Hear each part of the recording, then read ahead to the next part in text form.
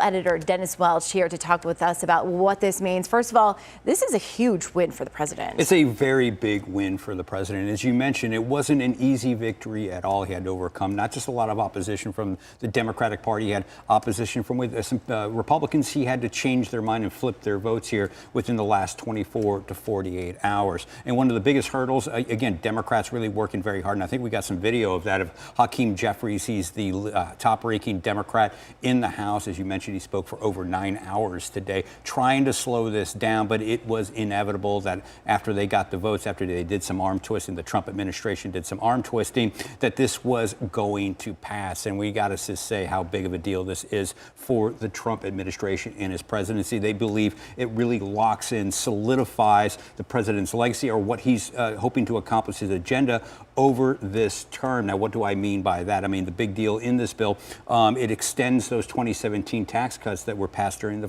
first Trump administration. That is a big part of those the tax part of this, but also includes some other provisions in there, like no tax on tips. Now, how many times did we hear the president speak about no tax on tips last year during the election? It seemed like every time he was on the stump, he was talking about that.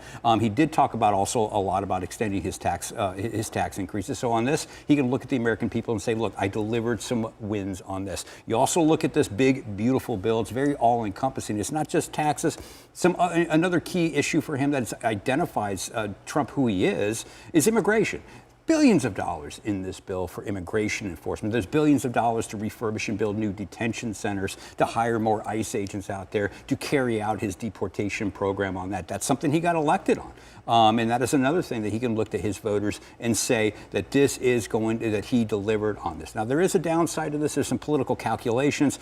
You start seeing like the tax cuts implemented. Those will be immediate. So people like you, me, people watching right now, you'll see some of those savings when you file your taxes next year in April, which is before what? Well, it's before the midterm elections. Some of the other implementation stuff out there more controversial. When you start talking about cutting Medicaid, when you start talking about food stamps, stuff that has been politically divisive and controversial, those don't take effect until after the midterm elections. So that was very intentional in this bill from what we're seeing in reporting, and it points to the political calculations that are put into this massive bill. Let's talk about the potential Medicaid cuts, because we don't know exactly what the impacts will be, but we have heard a lot of estimates out there. What are the impacts potentially on Arizona? And we've heard a lot about that. At least I've been hearing a lot about that for the past couple of weeks about that. There's some estimates out there that Democrat congressional members are pointing to that they did that estimate about 365,000 Arizonans will be kicked off the Medicaid rolls.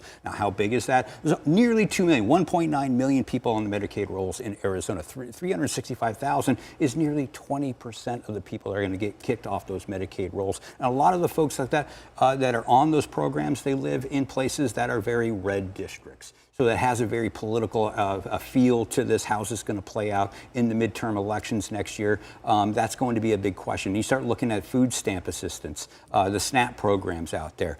Tens of thousands of people could see those benefits reduced or just go away because of new work requirements and other requirements that are built into this. That's kind of a big issue that we've been hearing about. And as far as the governor, she has been delivering very dark, very grave warnings about this, saying that if this bill passes, which it just did just a moment ago, that the state cannot do anything to backfill some of the cuts and some of the effects that we're going to see play out here in Arizona. Something I know you will be continuing to cover. We appreciate all of your insight this afternoon. Thank you so much, Dennis.